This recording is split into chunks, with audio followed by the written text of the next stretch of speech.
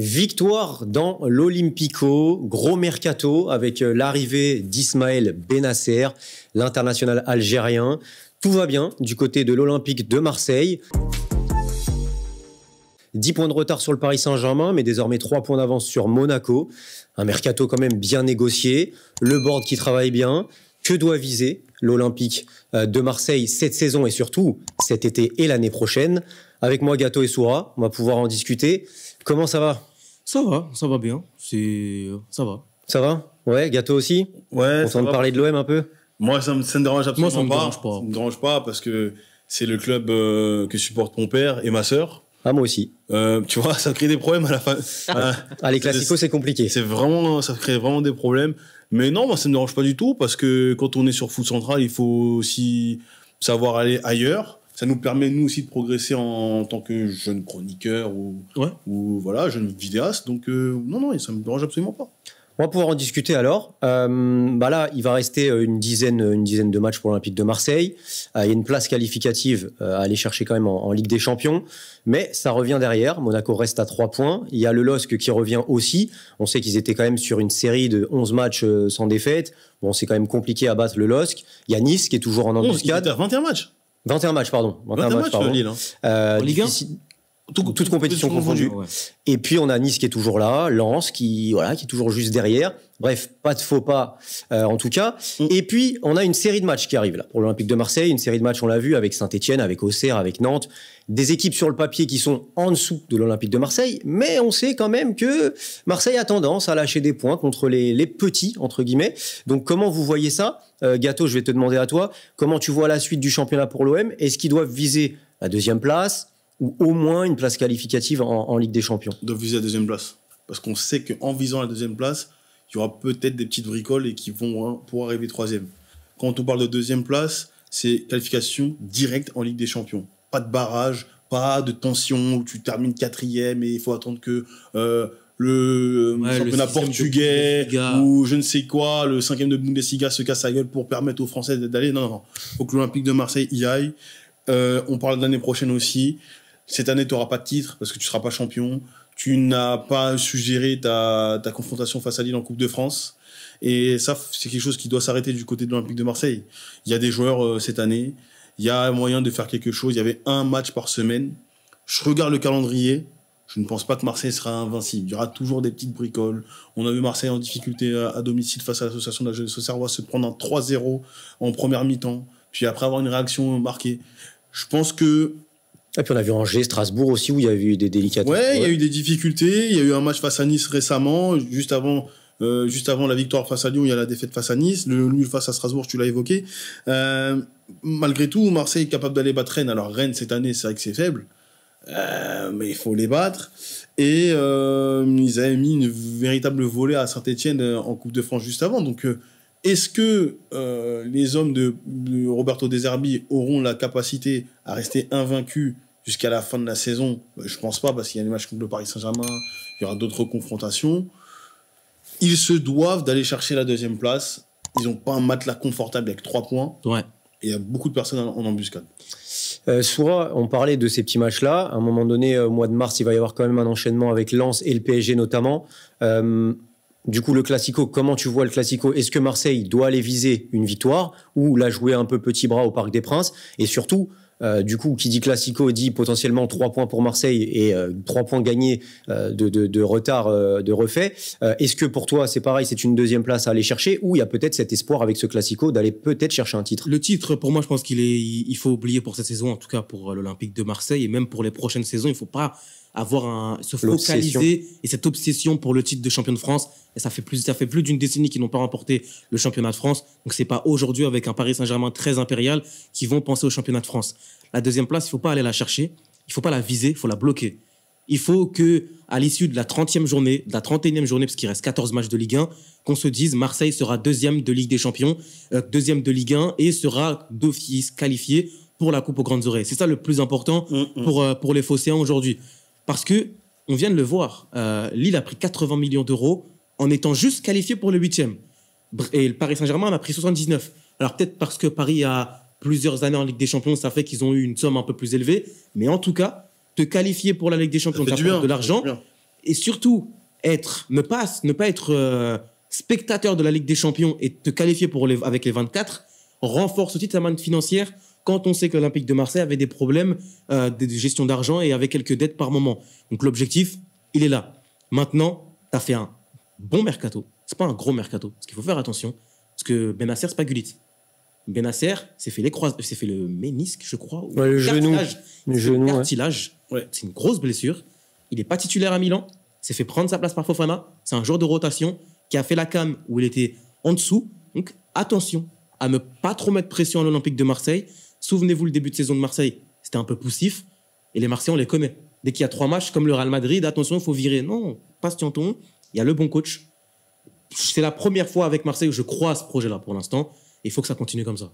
Ouais, puis financièrement, forcément, une place en Ligue des Champions te rapportera de l'argent. Et qui dit argent, ça te permet de garder Greenwood, Rabiot, Roberto De Zerbi. Tous ces gars-là, ça coûte cher.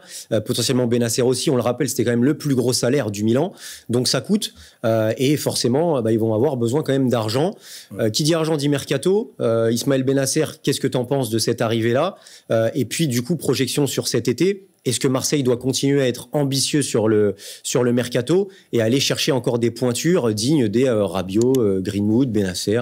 Bennacer, c'est un gars qui jouait pas beaucoup à Milan, comme l'a dit Soura. Il revenait d'une grosse blessure dès lorsqu'il a fait sa demi-finale de Champions League face à l'Inter. Ouais. Il y a eu des complications par la suite. Il n'a pas beaucoup joué. Et puis Milan s'en est sorti sans lui. Donc c'était un gars important dans le vestiaire. On l'a vu lors de son discours face à la Supercoupe, en demi-finale de Supercoupe d'Italie. Et puis ça a mené à cette victoire face à l'Inter en zone remontée. Mais en termes de joueurs, je n'ai pas spécialement de visu sur lui. Il a apporté une concurrence à qui? Est-ce que ça a Rongier? Est-ce que ça a Pierre-Emile Holberg? Est-ce que ça a Adrien Rabiot? Ça, on verra par la suite. Pour parler de l'été prochain de l'Olympique de Marseille, moi je vais d'abord parler des étés précédents. Il ne faut pas qu'à l'Olympique de Marseille, on continue à faire des lessives. Des lessives. Il y a trop de joueurs qui arrivent et trop de joueurs qui partent à la fois. Donc le coach qui est pris, déjà le coach change tous les ans. Le projet change tous les ans, j'ai envie de dire. Donc là, est-ce que Mehdi Benatia va rester avec le président Longoria, avec De Zerbi? Parce que le président Longoria, ça a été une grosse solution. À un moment, on se rappelle le feu à la commanderie, les supporters se sont fait entendre, les trucs ont changé. Jacques-Henri Hérault est parti. Ça a été une solution, mais est-ce que c'est pas un problème à chaque fois de changer tout le temps? Parce que tu peux pas avoir une continuité en changeant toujours les mêmes hommes. Le seul rescapé de tout ça, c'est Balerdi, qui est leur capitaine, et pour moi, une anomalie. C'est une anomalie d'avoir Greenwood dans ton effectif, qu'on le veuille ou non, c'est un très grand talent, c'est parce qu'il y a des problèmes extra-sportifs qu'il est là. C'est une anomalie d'avoir Rabiot, c'est parce qu'il a refusé des propositions, que ce soit du Milan, que ce soit de la Juventus elle-même, que ce soit de Manchester United, que ce soit de l'Atlético, c'est pour ça qu'il est là, et qu'il a un salaire moindre. C'est aussi pour ses exigences. C'est aussi pour ça que la place en Ligue des Champions va être importante, parce que c'est aussi comme ça que tu peux faire rester Greenwood, Rabiot, etc. C'est crucial, parce que tu as l'article de RMC Sport qui dit les dessous du mercato de l'Olympique de Marseille où ils ont tenté. Et c'est pour ça que tu vois dans le fait que là où je crois en ce projet-là, c'est que je pense que là il y a une vraie continuité et une pérennité qui a été installée. Ça s'entend dans le discours de Bennatia. Tu as Roberto De Zerbi, et c'est surtout parce que tu as Mehdi Benatia qui vient épauler Longoria. Parce que Longoria, tout seul, je pense qu'il n'aurait pas arrivé. Et surtout, Longoria, il a eu des gros problèmes avec les supporters. L'arrivée de Benatia a permis de prendre beaucoup sur lui. Les problèmes négatifs, histoire de comportement, etc. Il prend le rôle du méchant, et c'est très bien. Ça permet de diviser. Il fallait que quelqu'un s'impose et cette aura et ce charisme dans ce club. On n'a pas su le faire à un moment. On avait vu notre ami qui a mis la tête en finale de Champions League, Basile Boli. Malheureusement, il n'a pas su incarner ce rôle-là. Il n'a pas eu ces pouvoirs-là. C'était plutôt des ambassadeurs ou des gars qui étaient dans le centre de formation ou quoi. Mais il y a du travail encore. Le centre de formation, faut la faire quelque chose. Donc cet été, tu vois, je voulais d'abord parler de ce passé-là. Donc cet été, ta base, c'est quoi? Est-ce que tu joues à 3 derrière, tu continues comme ça? Il y a Quentin Malin, il y a des joueurs à l'Olympique de Marseille. Rouli, qui est pour moi un très bon gardien de Ligue 1, c'est le meilleur. Il y a des joueurs intéressants. Guiri aussi qui est arrivé et qui a été décisif tout de suite face à Lyon. Peut-être qu'il voulait se venger. On parlait de lessive, mais il va falloir quand même recruter pas mal de joueurs, peut-être aussi, non? Parce que tu vas jouer tous les 3 jours. C'est ça le plus important, c'est que sur ce mercato hivernal-là, c'est un bon mercato, parce que je ne veux pas dire gros, parce qu'on ne sait pas ce que ça va donner. Et surtout, il y a certains joueurs qui se relancent. Guiri se relance, Benasser vient se relancer, même si Benasser, c'est plutôt un bon coup, parce que c'est avec option d'achat. Dedic, c'est très jeune, on ne sait pas trop ce que ça vaut. Il est bon sur FM, d'ailleurs. La chose qui est importante, c'est que, au-delà même des recrues qui ont été faites, c'est les recrues qui ont été envisagées. Tu as envisagé Rashford, tu as envisagé Matistel, tu as envisagé Hendrick, tu as envisagé des recrues qui jouent dans des top clubs européens et qui peuvent avoir un apport décisif et immédiat à l'Olympique de Marseille. Immédiat potentiellement pour Rashford, sur l'avenir avec un Matistel et avec un Hendrick. Mais si tu te qualifies pour la Ligue des Champions, quand on voit les discours de Mehdi Benassia qui veut apporter une vision long terme et surtout du professionnalisme et de l'ambition avec l'OM, tu te dis qu'en fait, finalement, s'il y a cette qualification en Ligue des Champions, au-delà de pouvoir conserver certaines têtes et certains profils, et là, qui sait le mercato que tu pourras faire parce que tu auras des moyens. Je pense que tu es plus sur un Olympique de Marseille qui est dans une situation où on ne sait pas trop si financièrement on pourra tenir. Et il y a chose aussi qui est très bien gérée de la part de l'OM. Quand certains clubs, quand ils ratent des coups, ils se disent on va continuer avec lui. Wai, ça n'a pas marché. Revendu. Brassé, ça n'a pas marché, ça saute. On ne perd pas de temps. On n'essaye pas de se poser des questions. Wai, en plus, tu reprends 26 millions derrière.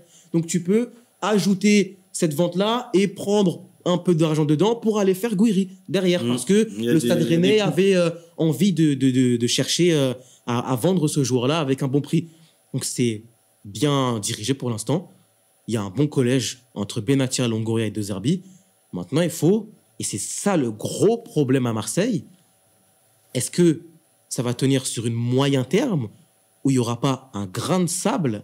Et le grain de sable à Marseille, c'est pas... C'est rapide, hein. Ça se trouve rapidement. C'est ça le problème aussi. Et puis, Marseille, on ne doit pas parler de Marseille en disant est-ce qu'ils vont se qualifier en Ligue des Champions. Normalement, tous les ans. Championnat. Ouais, quand tu fais les prédictions. Championnat, prédiction, les places en Ligue des Champions, elles sont barrées. C'est un exploit. C'est anormal que Brest soit en Ligue des Champions. Ouais, comme en Liga. Et même dans les titres. Lens, à un moment donné, avec tout le respect. Même dans les titres. Marseille doit aller chercher un titre. Il y avait la Coupe de la Ligue, c'est fini. Ils doivent aller chercher une Coupe de France, ça va leur faire du bien. Nous, supporters parisiens, ça va nous faire du mal ou quoi peut-être. Mais Marseille, ils doivent chercher un titre, c'est pas possible. Tu peux pas laisser les gens... Alors, leur dernier titre, c'était en 2012. 2012, hein. On est en 2025. Ils ne gagneront pas le championnat, ils ne gagneront pas la Coupe de France. Donc, il faut ambitionner jusqu'à 2026. Il y a donc 14 ans, t'as rien. Là où Toulouse a une Coupe de France. Guingamp a une Coupe de France et ils sont partis en Europa League et ils ont pas. Et je crois qu'ils étaient en Europa League. En Ligue 2. En Ligue 2 et ils sont sortis des poules en plus. Ils sont sortis des poules. C'était pas un truc de fou, mais je me rappelle, c'était Jérémy Pied était prêté là-bas à un moment. Bon, c'est un truc. Le FC Nantes. Le FC Nantes a fait deux finales d'affilée. Le Racing Club de Strasbourg a gagné une Coupe de la Ligue. Entre-temps, Lille a été champion. Montpellier, la même année, leur dernier titre, ils ont été champions. Monaco a été champion en 2017. Non, les gars, il faut faire autrement. Même les finales se commencent à être rares. C'était la dernière finale de Coupe de France, c'est 2016. Et puis en termes de trophées, même d'image, l'année prochaine, s'il y a la Ligue des Champions, normalement, il y aura. Il y a quand même aussi l'importance de bien figurer. On sait que Marseille, il y a des records de défaites. On sait très bien que l'image, elle est un peu ternie vu les derniers résultats, à part en Europa League, mais en Ligue des Champions, c'est très compliqué. En fait, c'est justement ça, c'est que Europa League et Conference League, ils ont bien montré le drapeau de la France pour dire plusieurs demi-finales. On fait des beaux parcours. En fait, eux, ils font une finale. Ils font une finale européenne par décennie. Exactement. On se rappelle, nous on n'était pas là, mais 91, ils sont en finale de Champions League, 93, ils sont en finale de Champions League, ils gagnent, 99, ils sont en finale d'Europa, 2004, 2004, 2018. Voilà, il y a des choses importantes. Faire quelque chose. Mais déjà, il faut bien figurer en Ligue des Champions, c'est la base. Mais avant même de penser titre, même si c'est important, il faut que le projet, pour une fois, que ça dure. Parce que le grain de sable à Marseille, c'est pas le grain de sable, Guardiola, il enlève son 6 et tu perds un match. Non. Mais ça a l'air d'être. À Marseille, ça a l'air quand même d'être le cas, si on entend les déclarations de Mehdi Benassia.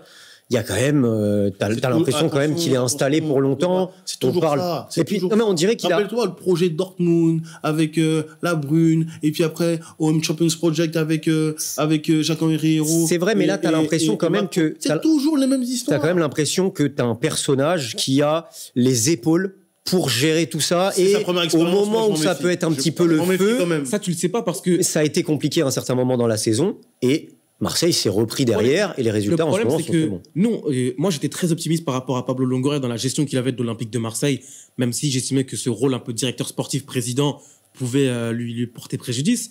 Mais est-ce qu'un Longoria il peut être prêt à ce qu'on vienne brûler ta commanderie? En fait, à Marseille, on ne sait pas. Et c'est pas une critique parce qu'on supporte tel ou tel club, c'est des faits qu'on voit à l'Olympique de Marseille. Quand Igor Tudor il vient de dire qu'une année, c'est comme si tu en avais passé 3, et que le dernier coach qui a été capable de faire 3 ans, c'est Didier Deschamps, ça montre que le contexte marseillais, il est trop dur. Il est dur, et justement, il faut des joueurs qui ont les épaules sur le terrain, et il y en a avec Heuber, avec Rabiot, etc. Il faut des dirigeants qui ont les épaules, et visiblement, Mehdi Benassia a l'air quand même de les avoir, ces épaules. C'est quoi l'expérience d'avant de Benassia à part un agent? Oui, c'est peut-être un jeune, mais il peut potentiellement avoir les épaules. Après, le caractère et la personnalité... Mais ce qui est intéressant, c'est que inconnu, au même titre, j'ai l'impression qu'au même titre que, par exemple, Luis Enrique au Paris Saint-Germain, tu as un certain professionnalisme, une expérience, parce que c'est quand même un ancien joueur qui a joué dans des grands clubs et qui a l'impression, j'ai l'impression qu'il ramène cette exigence-là. Ça veut rien. C'est un détail, mais faire parler français, faire apprendre le français à certains joueurs qui apparemment les années en arrière ils étaient réticents ou il y avait pas ce genre de choses. Ça c'est une anomalie. C'est important. Il vient juste rétablir la base. En tout cas, l'exigence dans son entretien avec l'équipe qui est sorti, dans un entretien avec l'équipe, il a dit l'exigence on l'a rétablie, analyse vidéo. Ambition, rigueur, travail. Chez eux aussi, analyse vidéo, chez eux, travail personnel. Ils doivent pas seulement bosser 3 heures pour l'OM, il a dit 8 heures. Est-ce que le joueur a un cuisinier? Est-ce que le joueur a un préparateur physique? Le fait qu'on doit savoir ce que font les joueurs, comment ils se comportent. Là, je suis d'accord avec toi, il y a un professionnalisme, il y a une rigueur. Et Mehdi Benassia, avec son expérience passée, fait que, pour moi, l'Olympique de Marseille, ce projet-là, j'y crois beaucoup et j'ai envie d'y croire. Néanmoins, comme l'a dit Gato et comme je l'ai dit, on est obligé malheureusement d'avoir des doutes. Et après, il y a l'ego. L'ego, Mehdi Benassia, c'est quelqu'un qui a un énorme ego. Et je pense qu'il a aussi personnellement envie de prouver et de montrer qu'il a les épaules et de faire réussir ce club. Il faut qu'il fasse attention avec ce qui se passe, les trucs d'arbitrage et tout, malheureusement. Ah, ça c'est sûr. Et ça, c'est sa jeunesse aussi qui le montre. Il faut qu'il fasse très attention, parce que Olivier Létang, même si lui aussi, il fait un peu n'importe quoi, lui, il a l'expérience, lui. Puis il avait pas de sursis, Olivier Létang. Benassia, là, ouais. Bon, dites-nous en commentaire si vous pensez que ça peut exploser à tout moment, si Benassia est l'homme de la situation et que doit viser l'Olympique de Marseille. On se retrouve très vite pour une nouvelle vidéo. D'ici là, portez-vous bien. Ciao, ciao. Ciao.